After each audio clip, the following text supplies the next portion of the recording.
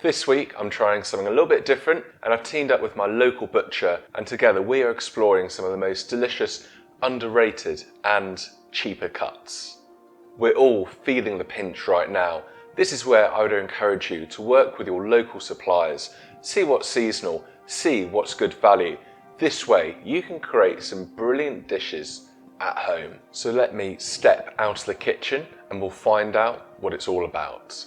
So welcome to my local butchers. I'm really lucky because this is pretty close to my home in the UK, a brilliant place for high quality, local and well sourced meat. Archer's is family run and now in its third generation of the Archer family. First off, I catch up with Jamie Archer, who brings me up to speed.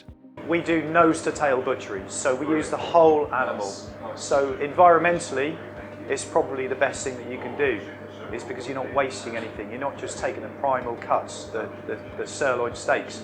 You're using the whole thing. You know, even sell the bones to people. So there's not really anything wasted. So environmentally, it's a lot better. Yeah. You know, we've got a much lower carbon footprint than a supermarket. We've had to diversify over the years. I mean, when we started out in 1929, my granddad, it was just a butcher shop. But then over the years, you have to diversify and do other things, you know, otherwise you get left behind. And it's nice to offer things like pies and ready meals, you know, and going on to do like outside catering, hog roasts, been a big part of our business. So, but it's the core of the business is local, high welfare, you know, good quality food. We're happy to sell people whatever they want. I mean, people come in and buy bags of chicken bones. It was £1 for a bag of chicken bones. You could probably make several soups out of that. Yeah, but going on to, you know, like the rolled breast of lamb, which is not a very popular cut, but it's probably because people aren't used to it. You know, once people discover some of the cheaper cuts, it can actually be quite economical. You know, buying meat from a butcher shop.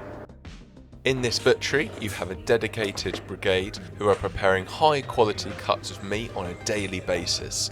Items such as pies, ready meals, sausage rolls, deli items including coleslaw, cheeses and cured meats. What connects it all together are these products are local, reducing food miles and championing great quality. Knowing where your food comes from I think is really important, and this is why I'm a loyal customer, because there's a great variety to choose from, and I would encourage you to work with your local butcher and ask them questions about what you're buying. Today, Jamie is showing us some cuts from lamb, beef and pork. He is focusing on the underrated, cheaper cuts that with a bit of extra effort can be cooked at home, producing amazing results. We've got a whole lamb here, and basically Jamie is going to break this down into what we call the primal cuts, which are 3 main parts, and then from that he creates each joint. This is the middle of lamb, so this would be the best end. This would be where you get your racks of lamb from. Yeah, racks of lamb. Okay. And this end would be for your Barnsley chops with the Barnsley chops. yeah, Okay. with your fillet. Or if it was beef, you've got a double T-bone chop there. Nice.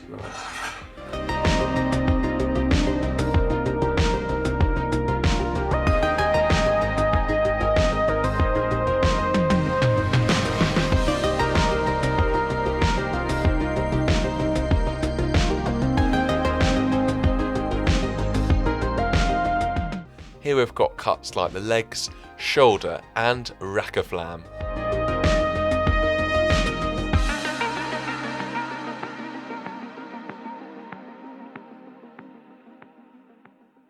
Lastly, Jamie prepares neck of lamb and breast of lamb.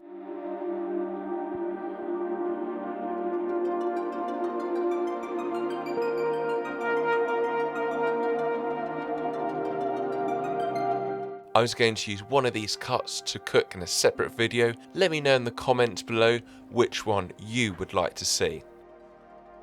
Great, so this cut of meat, Jamie, is the shin. This is the shin of beef. Yeah. Lovely, the shin. Great. So okay. This is great for soups and stews, okay, casseroles. Nice. You know, it's a lot cheaper than some of the other cuts, like braising, some of the leaner braising steaks. Yes. But Shin has got far superior flavour than any of the other sort of casserole steak meats or beef. If it's treated in the right way with the right flavours and everything else, you can get a really incredible amount of flavour out of it. It shouldn't always need to be about the fillet steaks and the ribeyes. You can actually take a really beautiful, humble bit of meat like this, treat it well, cook it really nicely, and you're going to get so much flavour out of it. Yeah, absolutely. Yeah, this is like with, as you said, it takes a little bit more preparation. Yes. Yeah. But you know, you're going to be rewarded with that lovely flavour. There's lots of individual muscle groups in a shin. Okay. So, as I mentioned a little while ago, you get all these lovely. Like, you'll see in a second when I take a cross section through the middle of the shin. So I'm just removing the outside. So it's like a thick membrane that protects. It's not the skin. The skin has already been removed from the animal. Right. So this is like a thick membrane which protects the muscle, holds it together. The fat content is probably a little bit higher. In my opinion, people shouldn't be afraid of fat because fat actually contributes a lot to the flavour. Yeah. It keeps the joint moist as well. Some of these cuts, they don't have any fat on, but actually the fat in this case really helps out a lot, doesn't it? Yeah, oh definitely, yeah. Fat equals flavour, definitely. It's true, isn't it? Yeah, so... That's what I tell all the girls. you can edit that bit in, you can do what you want with that. Like here, so you can see all these lovely little individual muscle groups. You know, when that's cooked for a few hours, all those little membranes, all those little layers of translucent, they all render down to make a lovely, thick, gelatinous casserole. Definitely. That was the fore shin, or the shank on the front of the animal. Okay, yeah. And this is the rear one. You've got the marrow running through the bone, which adds to the flavour when you're cooking as well. Yeah. We actually sell probably as much shin on the bone as we do boneless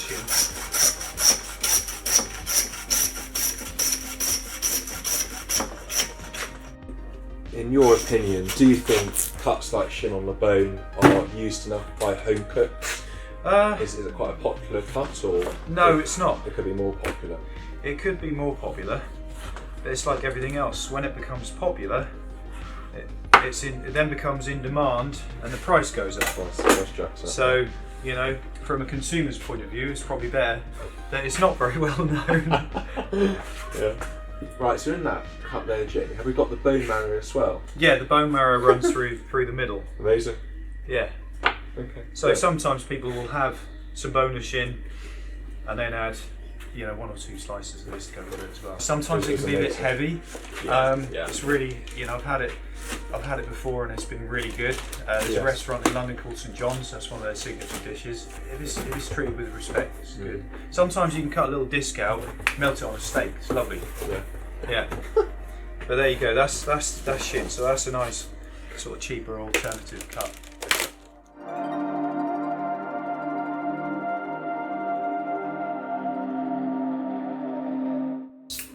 This is these are both short ribs, so these are off the belly of beef. So this is like a continuation of the ribber beef. So the ribber beef would be attached to this one. Oh, I see. And this one would be attached to like the chuck. So we tend to cut the first rib off because it's quite fatty. All right. Yeah. And then at the moment, still quite reasonable to buy, but I can't guarantee it's always going to be that cheap.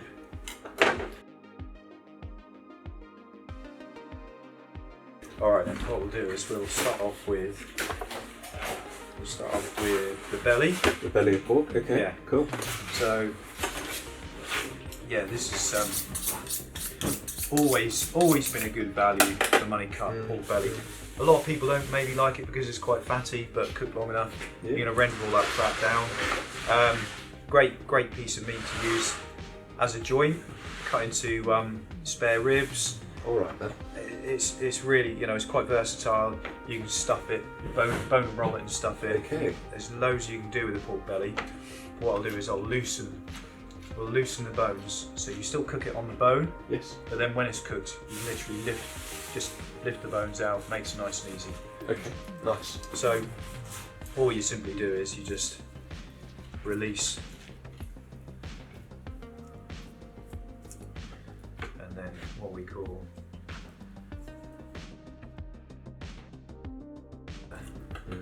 So would you say something about pork belly? Pork belly I think is quite popular, but do you think it still represents pretty good value for money? yeah, definitely, It is. yeah, it does.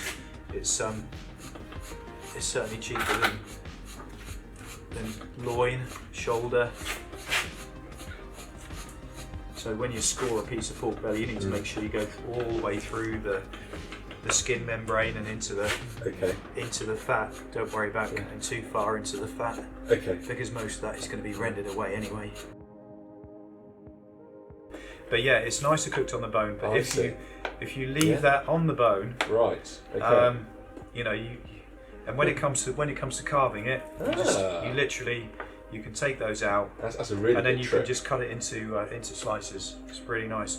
And then you can, chef's tree, you can have all the little meat in between the bones there. Excellent. So that's pork belly. I've just started selling these in the shop. So instead, it's an alternative to pork steaks. All right then. Yes. So, you know, pork steaks are traditionally made with a loin of pork, Yes. but these are a bit cheaper Okay. Yeah. because it's from the shoulder of pork, and we just literally just cut them Yeah.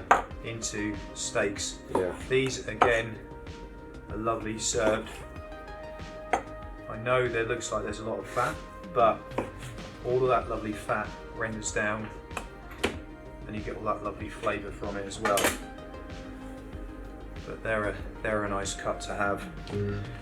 Much better value for money than lean pork steaks, and it's going to have more flavour. As you said, as long as you cook it correctly, you render down that fat, you caramelise that fat, treat it in the right way, you're actually going to be left with a bit of meat that has got so much flavour. Yeah. That's true. I mean, yeah, you're right. The quality of the pork definitely comes into it. I mean, these are all outdoor reared pigs, so they're older than a sort of an indoor pig. Okay, right. So they're slightly more mature. They've had time to develop that lovely flavour with the intramuscular fat. So you've got marbling running through it, which gives it all flavour, and it's drier as well. So this is much drier than, say, a piece of indoor reared pork, because it's quick. It's grown very, very quickly.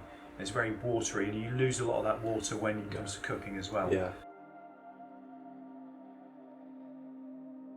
Hopefully you've got something out of this video. It's been really interesting and very educational from my perspective, learning more about some of the less talked about joints and how to make your meat stretch further. Over the next couple of weeks, I'm going to be taking some of these cuts that Jamie has used, cooking them in my home kitchen. If there's anything in particular you would like to see, please let me know in the comments below. Thanks for watching, fellow foodies, and I will catch you next time.